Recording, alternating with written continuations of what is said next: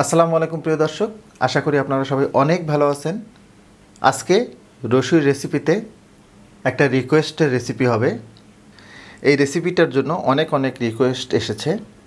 এর ভিতরে প্রমি আপু অনেক করে রিকোয়েস্ট করেছেন আমার কাছে এই রেসিপিটার জন্য। রেসিপিটা আশা করি আপনাদের অনেক ভালো লাগবে। আর ভালো লাগলে লাইক, শেয়ার, কমেন্ট করতে ভুলবেন না কিন্তু।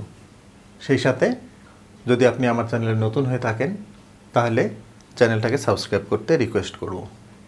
তাহলে চলুন আমরা রেসিপিটা দেখে নিচ্ছি। চুলে একটা পাতিল গরম করে নিয়েছি আমি। এখন এখানে 1/3 কাপ সয়াবিন তেল দিয়ে দিচ্ছি।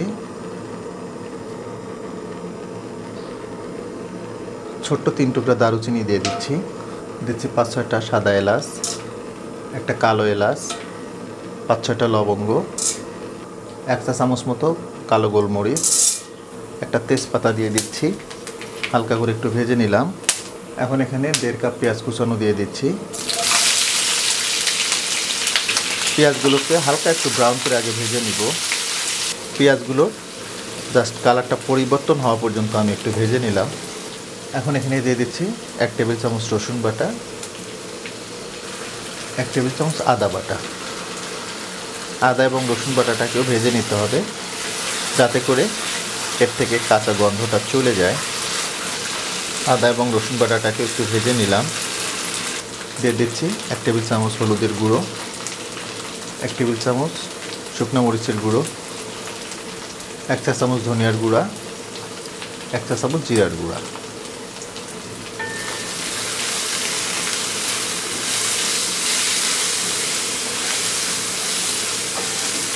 শুকনো মশলাগুলো যাতে পুড়ে না যায় আমি এখানে 1 কাপ মতো পানি দিয়ে দিব।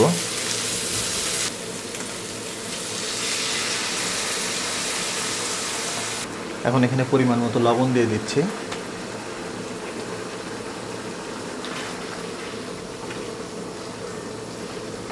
ঢাকনাটা লাগিয়ে দিচ্ছি।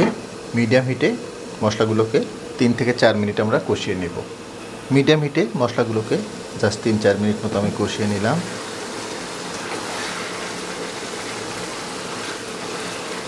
এখন আমি এখানে মাংসগুলো দিয়ে দিচ্ছি। এটা ব্রয়লার মুরগির রান্না করতেছি আমি। কেটে পরিষ্কার করার পরে এখানে 1.5 কেজি মতো মাংস হবে।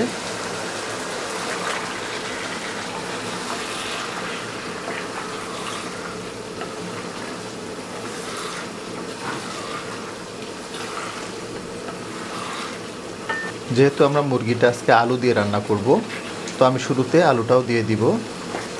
5টা আলু আমি এভাবে কেটে নিয়েছি।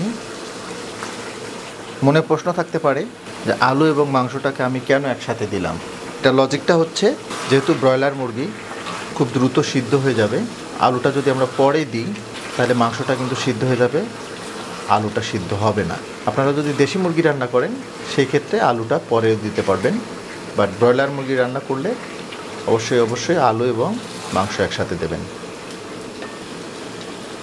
ঢাকনা লাগিয়ে মিডিয়াম হিটে মাংসগুলোকে 10 মিনিট মতো আমি কষিয়ে নিব। ঢাকনা লাগিয়ে মাংসগুলোকে 10 মিনিট মতো আমি কষিয়ে নিলাম। দেখুন মাংসটা থেকে অনেকটাই পানি ছেড়ে দিয়েছে। যেহেতু আমরা আজকে পাতলা ঝোল করব হোটেলের স্টাইলে, তো এখন আমি এখানে পানি দিয়ে দিব। 2 কাপ গরম পানি দিয়ে দিচ্ছি।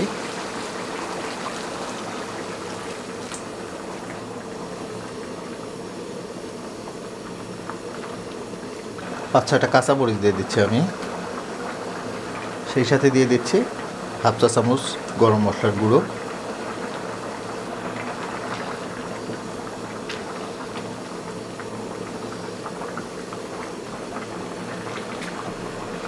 আবার ঢাকনাটা লাগিয়ে দিচ্ছি।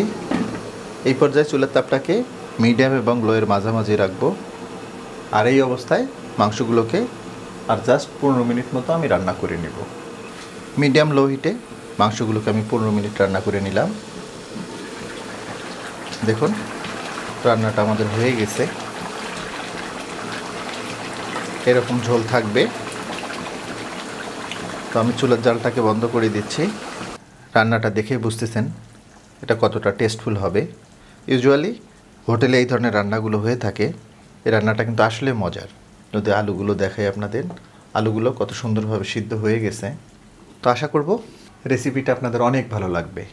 আর ভালো লাগলে কিন্তু আমার সার্থকতা। যদি ভালো লেগেই থাকে তাহলে রিকোয়েস্ট করব লাইক, শেয়ার এবং কমেন্ট করার জন্য।